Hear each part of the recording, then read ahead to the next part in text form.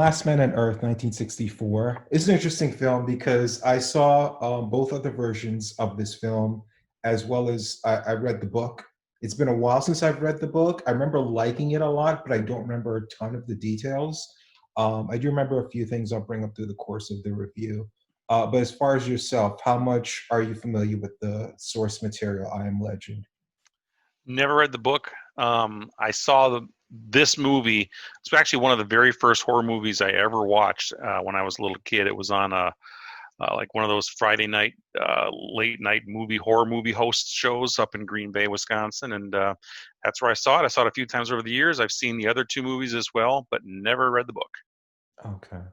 Yeah, I remember the book being darker, and I remember I liked it a lot, but it's been a while. So I don't remember a lot of the details as far as like how different it is. But I love this movie. I think this might be my favorite out of the three. They're all obviously sci-fi and they all deal with the source material in their own different ways, but it's pretty similar. I don't think these movies are drastically different. The third one, obviously, I'm Legend with Will Smith, kind of changes the ending. But for me, all three of them come off as vehicles for the lead actors because they're almost like one man plays, where it's just like a lot of just the actor by himself, and he's just filling in the blanks. You almost feel like, at least in this version, there's some scenes where it's just like, okay, do your thing. It's just like action, do your thing with very little direction. And I think all three actors, whether it's Vincent Price in The Last Man on Earth, Charlton Heston in Omega Man, or Will Smith in I Am Legend, they all bring something different to the table, but they all ham it up um, in their own ways, and they all take advantage of the fact that they have so much free reign to do what they want to do, and it's very although all three are sci-fi films based on the same material, the differences come off in the productions with the actors. Like this comes off more like a horror film with Vincent Price. It's very dark, macabre. And then you have, of course, Charlton Heston, who is about as hammy an actor that ever existed, and that comes off more melodramatic. You have a lot of him with his monologues and his overacting, and Will Smith comes off more like action movie, where he's like showing his muscles and there's more violence and action sequences. What are your thoughts on the differences, how the three movies compare to each other?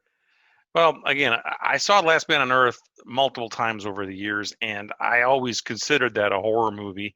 Um, I like all three actors in their roles, and I think I agree with you in terms of action and horror.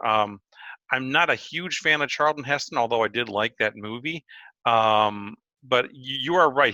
There's something the way he carries himself and his mannerisms. You almost just want to giggle at him when he says he's almost like too manly, too, I don't know, that chiseled jaw he has and everything. It's just there's something about him that makes me laugh. But I like it. I liked all three of these as well. I haven't seen I Am Legend since I originally saw it, which was probably shortly after it came out on cable or something. I'm surprised I don't have it in my collection, but I really enjoyed that movie a lot, and I should see that again soon. Mhm. Yeah. Yeah, Charlton Heston is not for everyone. I always felt like his overacting, like it got a pass because he played like with Ben-Hur. He played Moses. He played a lot of biblical characters or characters out of time, characters that, were a few generations at least prior to when the movie was filmed. Whether it's hundreds of years or decades or whatever, what have you. And his overacting always got a pass because it's like, oh, well, that's how they acted back then. No, no one acted like that back then. It's like, it's just him overacting, or even playing characters in the future, like Omega Man, or God, I know He did there's Planet of the Apes. He was in that one too. Planet of the Apes, Soylent Green. Like he didn't play a lot of characters where it's just like, okay, like he's in the 70s, he's playing a character that's in the 70s. He always got a pass because it's like, well, that's how people act in the future. Well, that's how people acted in the past. No, Mhm. he's just a ham. But I think Vincent Price is a ham as well, but I enjoy him more. I think there's more nuance to his acting, even though he does overact a lot. I think there are layers to what he does. I don't think you can look at Vincent Price or even hear him and think that there isn't a little bit of ham to him, as you say. But just he's just got that aura about him. He did so many of these black and white horror movies back in the day, probably a ton of movies we never even heard of. And he's just his look, his sound. I like him. He's just very unique. Mhm. And speaking of Vincent Price, this is something that I think we've talked about in a movie that has some similarities to this, um, Village of the Damned, where you Right. had a May December romance with the older veteran actor being paired with a much younger woman playing his wife. With this one, there's a 25-year age gap with Vincent Price and the woman that plays his wife. She was 28 and he was 53 at the time of this. Did you notice the age gap? The black and white kind of hides it a little bit, but did you find it noticeable? I was gonna say no. I did not even click on her name to see who she was, Mhm. but no, I actually didn't realize that there was that bit of an age difference between the two. Maybe the fact that a lot of the prints that you have of this movie are not the best prints in the world.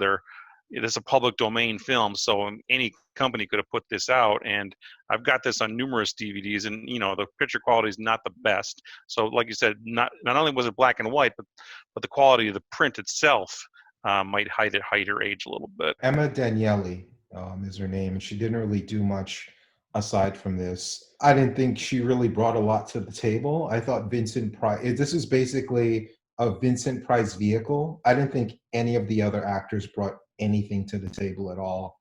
Um, he was in every scene and he needed to be in every scene. Well, the other thing is, that, obviously, he's supposed to be the quote unquote last man on Earth. There's not a lot of other dialogue from other people other than when he meets Ruth later on. But most of the, all the stuff that we see with other people are flashbacks, you know, Mhm. Yeah. and a lot of the dialogue in the movie, in the non-flashback scenes, are his thoughts in his mind. We hear his narration to himself, which I guess we kind of needed so we knew what was happening. Mhm. What did you think of the world building? You have a lot of movies that necessarily don't set everything up, and sometimes they set things up, but they don't follow their own rules. Like a movie we reviewed that we both liked, I think, but it never followed its own rules, which was Nightmare on Elm Street. I think this movie did a really good job of setting up the world that this character inhabits, setting up some rules, and I think it pretty much followed it throughout the film. But it spent, I think, the entire first act was just setting up this world that he's living in and how he operates through it. Yeah, we kind of got a feel as to what was happening and what was going on. As an outside viewer, though, I can't help but wonder I didn't read the book, so maybe you have some insight there, but what exactly were these people, these creatures? There's elements of zombieism, there's elements of vampirism, and uh, yeah, I don't know. I mean, obviously they had a virus that infected them, uh, killed them, I guess, and brought them back to life. Is that exact? I mean, we saw his wife come back to life, so I assume that's what happened to everybody else. You either burn them or they come back. Is that Mhm. I again, it's been a while since I've read it, so I don't think the book spent a ton of time trying to explain the science of it. It was just more so about this character, his loneliness, his isolation, his desperateness for companionship. He came off at times pathetic, and I think that's why I like this version because Vincent Price is the least prideful of the three actors that played this role. Will Smith is a very prideful actor. He's not going to come off weak. I think there was a movie, I forget the name of it, where he played a gay character. He didn't even want to have a gay kiss. There was rumors that he was supposed to be in Django Unchained, but then he felt, I think the rumor was that he felt that his character of Django wasn't really necessarily the main character and didn't really get the main revenge. It was the Christoph Waltz character. And he wanted some changes made to it.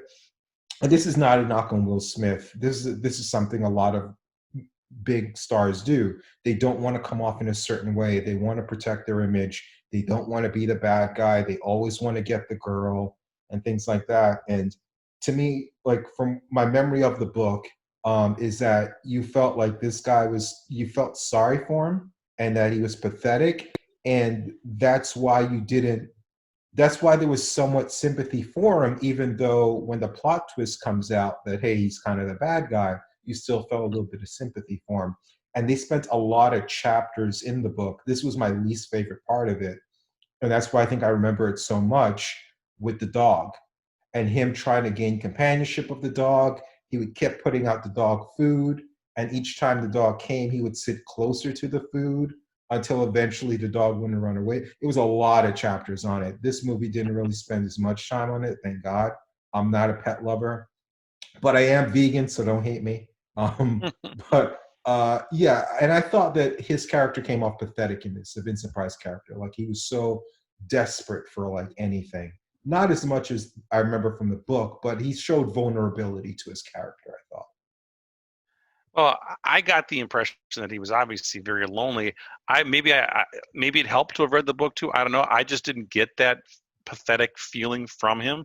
I mean, clearly he's just an isolated, lonely man who wants companionship. But and I just, for me personally, I didn't feel that any. I wouldn't use the word pathetic in my opinion, but lonely and desperate, sure. But Yeah, again, you're probably right. Like just only watching the movie, you're probably like spot on. Is without more context, I can see where you're coming from with that. So you were a fan of the world building then? Did you think it established enough, or you think based on just watching this movie alone without any context of the book, it could have done more for you? no, I got the full effect of it. Yeah, I think they spelled out pretty well from the very opening scene. We see desolation and emptiness and dead bodies strewn about and empty streets. So yeah, I got the gist. Yeah. The only thing I will say is that this wasn't even something I was looking for, but I found a lot of people in the beginning montage, where it's supposed to be isolated and like no one else is really alive. There was a wide shot where there are a bunch of cars on the Mhm. top left hand side of the screen going back and forth. I'm like, how the hell did I never notice that before? All these cars going back and forth. And then on the very next shot, there was smoke coming out of the chimney, which means obviously someone's in the house. And then a few shots later, there was someone on a balcony moving around in another one of the establishing shots of the city. So it wasn't perfect. So there were definitely people around and about, so they didn't necessarily get the full isolation they wanted. But I guess maybe they didn't notice it to use different shots. Maybe they didn't have all the footage. Who knows? But I'm assuming you probably didn't notice that.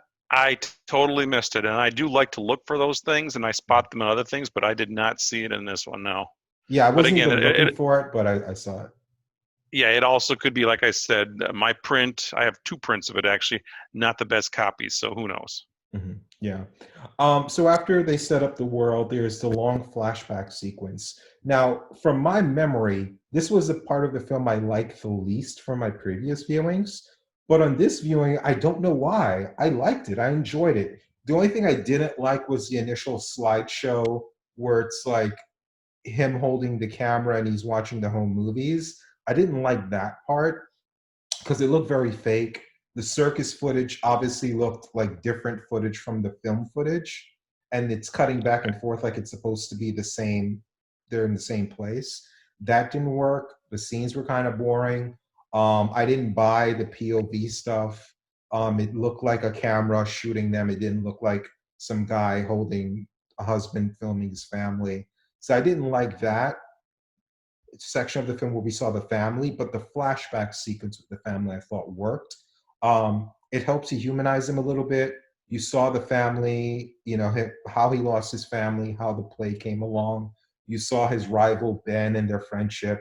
Um, the only thing, again, I'll mention again, I didn't like was the acting. The acting was atrocious.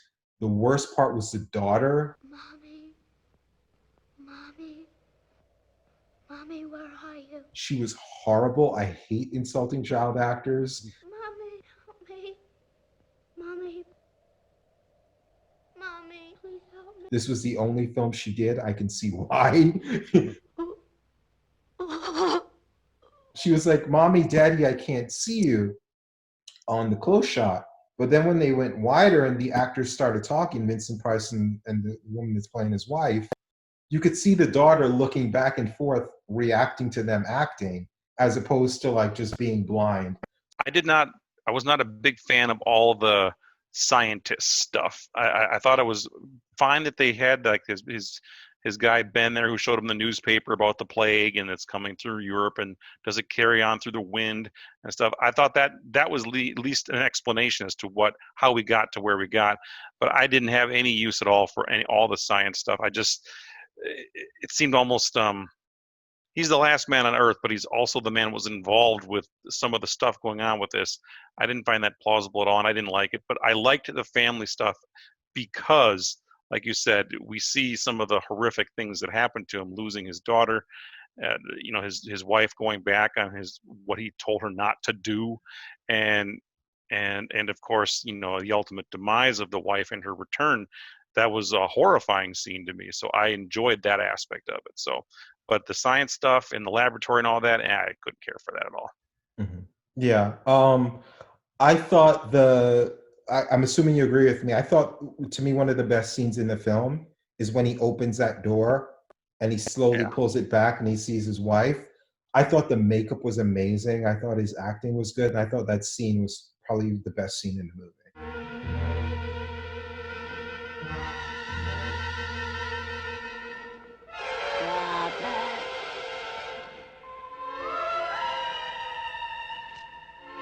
Robert, Robert, Robert. Yeah, it's creepy as hell, especially just even prior to that, you hear the whispering, "Let me in, let me in." That to me is horrific. It's Yeah. terrifying. I love that. Yeah. I thought that I don't disagree with you with the science stuff. I may not have not liked it as much as you did, but I can't argue with anything you said. But I thought there was some opportunity there for some really memorable scenes, but the acting failed it. It wasn't the movie itself. Like when that soldier told him, "My daughter is in that truck too." I want my daughter. Mister, a lot of daughters are in there, including my own. It came off very stiff. Like I thought a better actor in that scene would have added some weight to that. It's like, I don't have, you have a daughter. Like, I'm sure that's not the way you would react. It's like, you're telling a fellow father, like, I empathize with you. Like, it just came off very stiff. And I think that could have been a powerful scene. Um, Again, the daughter stuff hurt because of the acting and the wife stuff as well. Like when she said they took our daughter, it's like, it's like, oh, I'm sorry, like I ate all the meatloaf, there's no leftovers. It's like, show some emotion, or like, I don't know. I just felt the acting failed that sequence of the movie where it could have had a more emotional weight to the film. She was almost catatonic in that scene. She just kind of stood there or sat there just dumbfounded, and yeah, I don't know how to explain that one. Yeah, but there's a way to act catatonic, and then there's a way to boringly read your lines. I didn't feel like she was a woman in shock. I felt like she was a woman reading her lines monotone. Mhm. They took her. I saw a truck out there. Was that it? Was it? I know what she was aiming for, but she wasn't up for the challenge, I guess. Uh, so after that flashback sequence, we get the stuff with the dog that didn't last as long as it did in the book, which I was happy for. But then we get the third act comes in where he meets Ruth, and they have an interaction. This is where he really looked his age, all 53 years old. is when he was chasing her. He looked like a grandfather chasing like his granddaughter around the backyard. But when he was running after her, he looked every bit his age. Um, and 53 isn't even that old, I should say, but he looked more like 80 when he was chasing after her. Yeah, I was going to say because I think he made it into his 90s or close to it. He lived a long, because he was in Edward Scissorhands, which I think was the early 90s. So he lasted quite a few more years. Yeah, yeah, yeah. Um, he was in Edwards. Yeah, you might be right. Yeah, Yep, yeah. it was one of his last roles, I think. Mhm. Okay. But yeah, so he meets Ruth and they have their interaction. Um, I thought this sequence of the film was pretty good. I thought as the film started to ramp up a little bit, um, what do you think of the reveal with the Ruth character when he finds out the twist that he is legend because they fear him, where we see the long setup of him killing people. We see how mundane it is. It's like you get up, it's like punching your clock and going to work, him killing people every day. He spent a lot of time setting that up. They establish that these guys are just like these unfeeling, slow moving, slow witted people. And then he finds out that, hey, he's killing like real people as well as the vampires or half breeds or whatever they would be called. Yeah, I find that horrific as well. It reminded me a little bit in a kind of a way of Night of the Living Dead, and I think there was a lot of aspects of this film that reminded me of that. But like at the end of that movie, they shot the guy in the head, and he wasn't a zombie. I got the same impression here. You made a mistake. Everything you've been doing is a mistake, and that in itself is a blend of horror. It's a type of horror, you know. Mhm. So speaking of Night of the Living Dead, this movie, George A. Romero admitted that he copied this movie famously. It's in a lot of interviews. It's nothing that should be shocking to anyone watching this, that he copied this movie for Night of the Living Dead. I don't know if I saw this after I read that, but I definitely know I read it after I saw this. I read it before I saw this. This time I saw it. But I couldn't help but notice how much he copied this movie. Like for me, it's like when I saw Plan 9 from Outer Space. I just thought it was just as bad, and I'm not calling either of these movies that bad. But the point I'm making is when I saw Plan 9 Outer Space, I thought it was just a bad science fiction movie. Well, a terrible, horrific, god awful science fiction movie. But at the same time, I didn't. I just saw it as that's the plot of Plan 9 from Outer Space. But then when I saw The Earth Stood Still, I'm like, he's just copying The Earth Stood Still, but he's copying it really badly. It's just like now I can't not see the parallels between them. Obviously, Earth Stood Still is a great movie. Plan 9 is a bad movie. Point being is once you realize that, hey, this movie copied this other movie, and then you watch it, it's like, oh my God, look at all these similarities. For me, that's how I felt watching this. Like knowing that Romero copied this, watching this again, I'm like, look how much he ripped off this movie. It's like he should have been sent to court if both of these movies weren't in public domain. Yeah, put it this way: there are some scenes in this movie that I'm looking at them and watch them, and I'd say you could insert this chunk right here into the Night of the Living Dead, and you would never know it wasn't part of it. You know, they're both black and white. We have these slow-moving creatures trying to bust into this house. It's exactly like Night of the Living Dead in that aspect. Yeah, he's boarding up the house, the tragic ending. It's so many parallels. It's just unbelievable. So I'm glad both of these are in the public domain. So there's nothing to fight over because I think there would have been some lawsuits otherwise. But yeah, I really love the twist, and I really like the I thought it was interesting that Ben played a big character. Ben, who was his best friend, and then the one who kept screaming Morgan, Morgan, Morgan, and then he came in and bit her. I thought it was interesting that Ben played a central part in the end, but the fact that he didn't kill Ben. I thought that was kind of disappointing. I mean, Ben had a good death, falling from the roof and all. The question is, how the hell did he get up on the roof that quickly? Because he's a slow-moving zombie that was right next to Vincent Price. Then 2 seconds later, he's on a roof getting shot down. Forgetting that aspect of it, I found it disappointing with all that build-up that he didn't end up killing Ben. Did that matter to you at all? I didn't really think that. I wanted some closure to him, so the fact that he died was good enough for me. In fact, I got to say it'd been a while since I paid close attention to this movie. I didn't realize, in all these years, I've remembered this movie so vividly, and I remember that guy, Morgan, we're gonna kill you. I repeat that line all the time in my life just for fun. Um, but I never realized until today, paying closer attention to it, that was his colleague, in the previous life before everything went bad. So that was kind of cool to me, actually. But I'm glad he got his comeuppance because I wanted him gone. Yeah.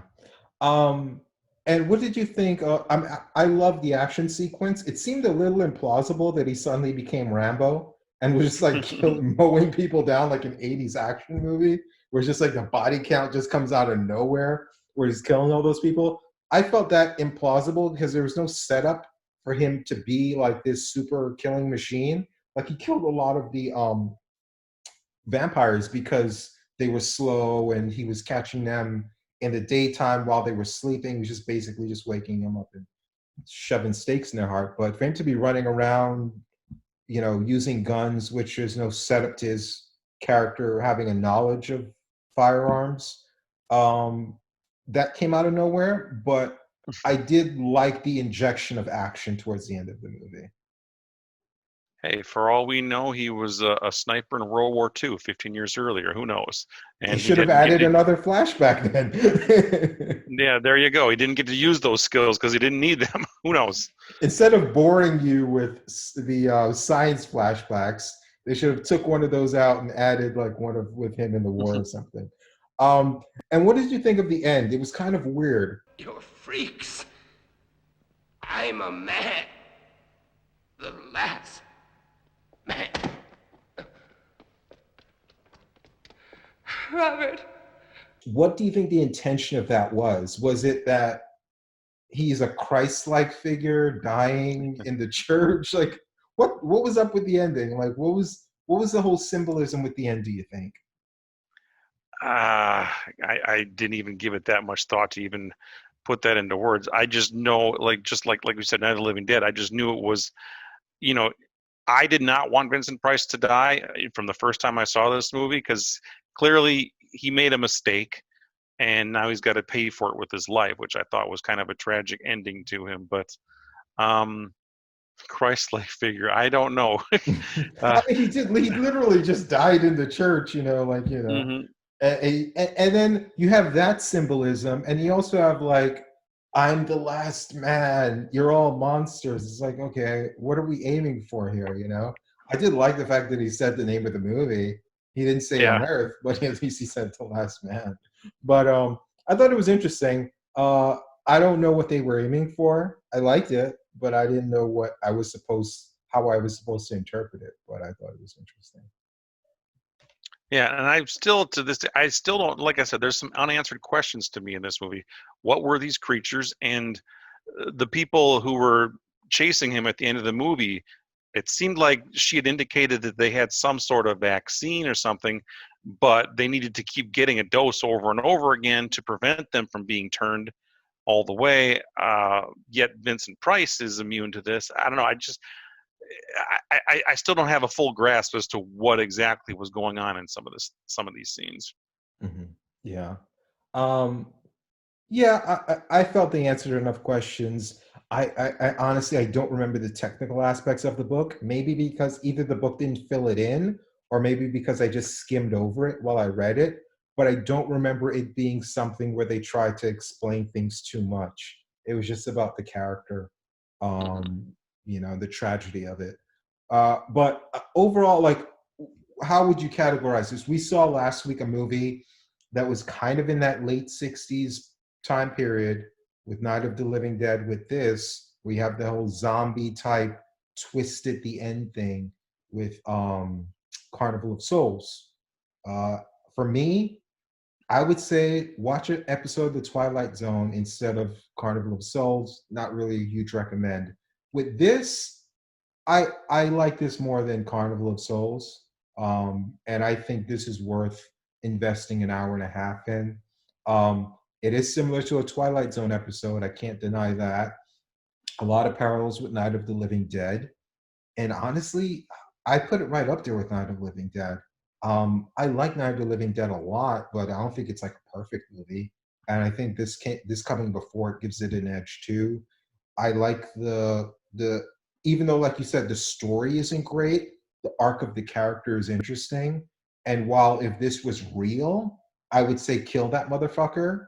But because it's just a movie, I feel more sorry for him. But if he really did kill a bunch of innocent people in real life, you'd be like, yeah, he deserves to die. But just following like the narrative of the story, I did feel sorry for him. So it came off like a tragedy at the end.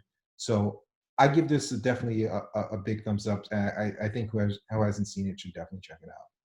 Yeah, no, I love this movie too. I do actually like Night of the Living Dead more, but when I think of classic black and white horror movies, this one's right up there with me. And again, I do have some nostalgia for this because it was one of the very first horror movies I ever saw. But I think it's really good. I think it's got some creepiness to it, some very memorable scenes that, um, yeah, I really like this a lot. Definitely a big thumbs up.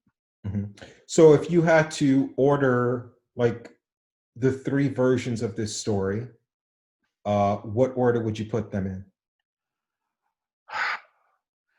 I would put Omega Man last.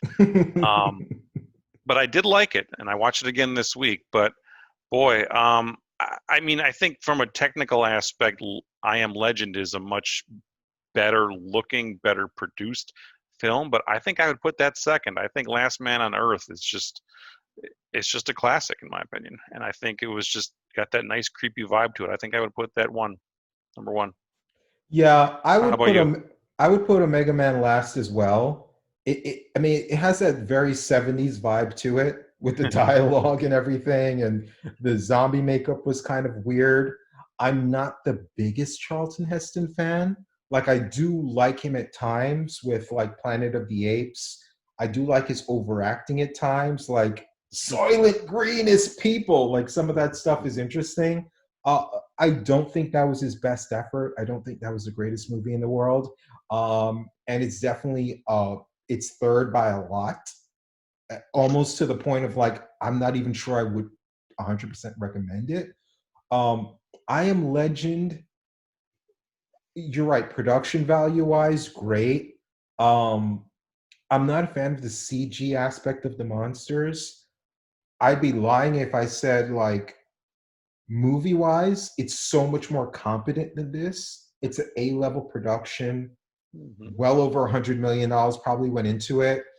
I mean, it tells a more structured story. Like, there's no real reason to say, or there's no technical reason to say why The Last Man on Earth should be better than I Am Legend, except I enjoyed it more. So I put them in the same order, maybe for different reasons, but I put them in the same order too as well.